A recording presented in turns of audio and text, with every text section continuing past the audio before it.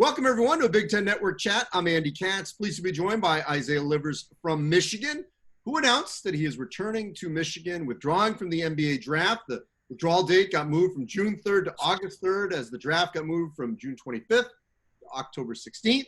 We hope there's a normal season at Michigan and everywhere else. So, Isaiah, let's first deal with that. Why did you decide to withdraw from the NBA draft and go back to Michigan? It was just, first of all, so many uncertainties. There wasn't a normal draft process. I was sitting here in Ann Arbor just Zooming with people. And secondly, Ann Arbor, I felt like I had some more to prove.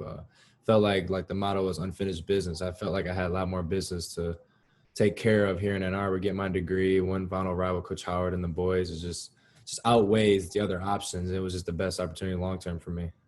All right, so I want to peel back on a couple of these topics. Let's first deal with the draft process, because this is like no other year, obviously, unprecedented times in all our lifetimes.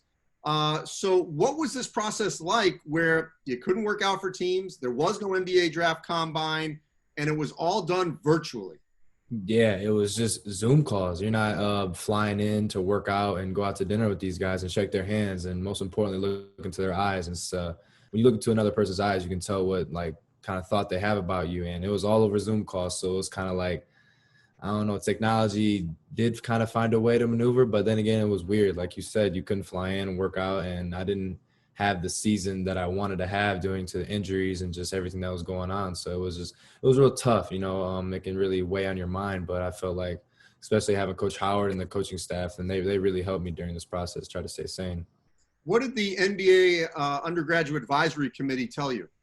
There was a lot of, there was percentage of late first round. There was a percent of early second. It was between late first to undrafted, between those lines. And I just felt like, yeah, I seen that, but I wanted to hear more from these teams, and I got what I needed to hear. So it was really interesting, real good, and I feel like I made the right decision. All right, so a couple of the topics here. Let's deal with the team. You are the top returning scorer. You and Xavier Simpson averaged a dozen a game, almost 13 a game. You and Franz Wagner obviously will be the 1-2 punch coming back in terms of the highest scorers returning. You saw what those seniors did last season in terms of leading them. Xavier Simpson leading you guys, and John Teskey. What could this team look like with your leadership? This team it can go so many different ways. We haven't even practiced yet, but just especially me playing with both of those leaders for about 3 years, learning from Xavier, his passion that he brings to the court, the way he handles his stuff off court. Like, he's a real relationship guy, and I feel like I can take a lot of that. And because we got 4 or 5, almost maybe 6 more new faces that we have to join to the team. Welcome to the chemistry. But I feel like taking also what Sleep has, John Teskey, he was a great off court. He was he was the ultimate big brother off the court. He was really like a caretaker, and I feel like if I can take both of those leadership models and put them in one, it's going to be a really, really good team, because we got a lot of weapons that people don't know about. So I'm excited to see. It's interesting. A lot of times when a new coach comes in, the veteran players will give them a year, and then if they can go off and play professionally or transfer, they will after 1 year. This will be your second year playing for Juwan Howard after playing for John Beilein for 2.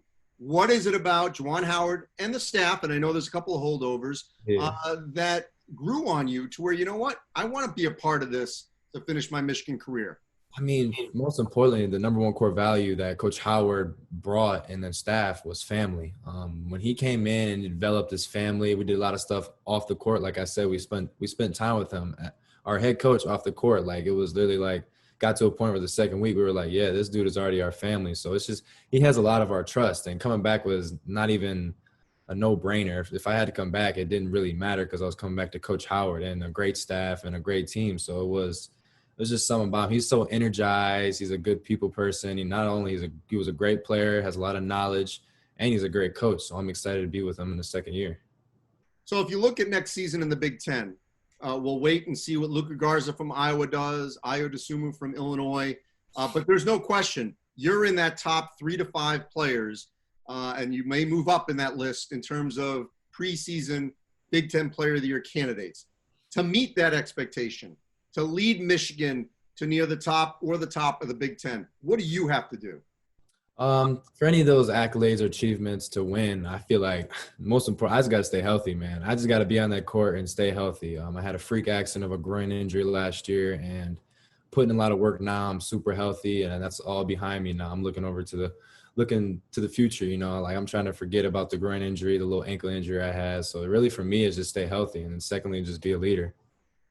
All right, I just want to go back for a moment here before we wrap up. And the last time I saw you in person, we were in Indianapolis together, getting ready for Michigan Rutgers at the Big Ten tournament. It was as surreal a day as I've ever experienced. No fans in the stands.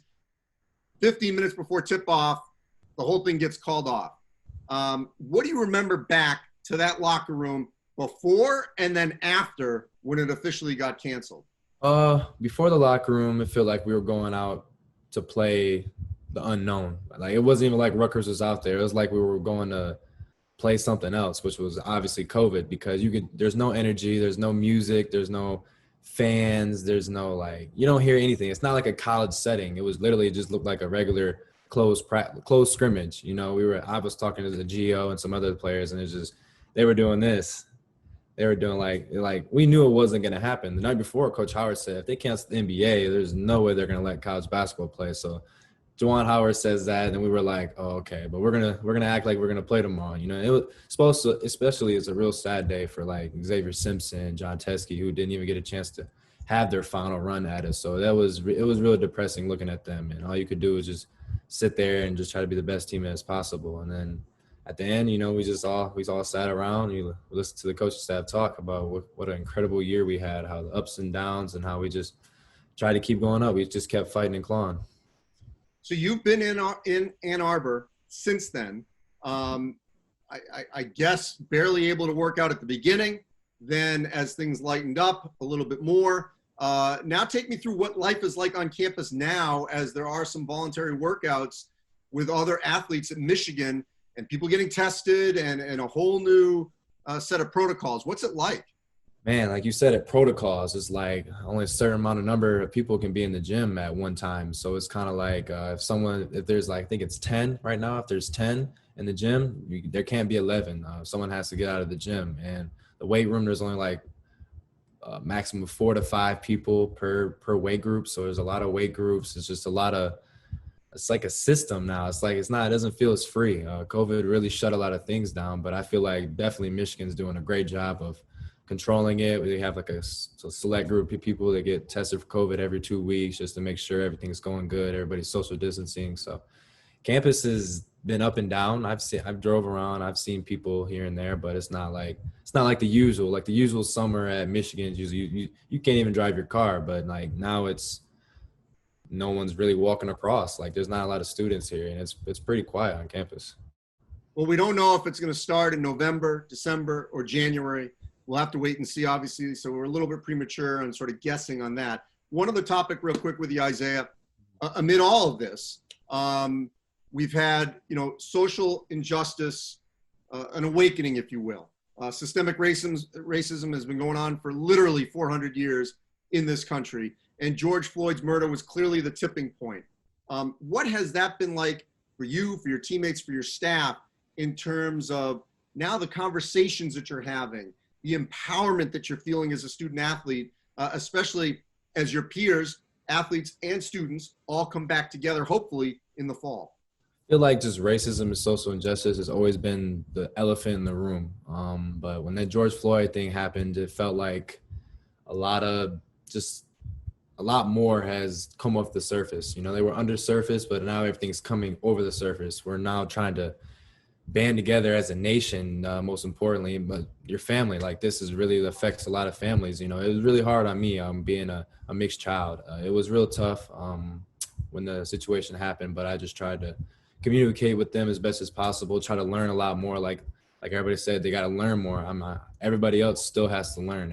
I think that's the most important thing, is we still have to keep learning. It starts with education, and talking with Coach Howard, that's the elephant in the room. You don't sit here and talk about that every day, but now the George Floyd thing is a common conversation that we need to have as a whole nation or as a whole country. But Coach Howard and the coaching staff did a great job of, letting us speak if we needed to, letting us know that we're there. We can talk to anybody on staff. We would have our team Zoom calls, and we would put away an hour, 15 minutes to just talk about social injustice and what we feel and how we can educate ourselves to educate someone else. So I feel like that starts there is with the education. Well, Isaiah, look forward to obviously everything that you can accomplish on and off the court over the course of this next academic year. We just hope that we're going to have, I know it's not going to be normal, but I hope that we can get to a normalcy point at some point later in the fall and have a season that we all hope and dream that we can get. And next season, obviously, you're going to be a big part of that at Michigan and in the Big Ten. I appreciate it. Stay safe, and we'll talk soon.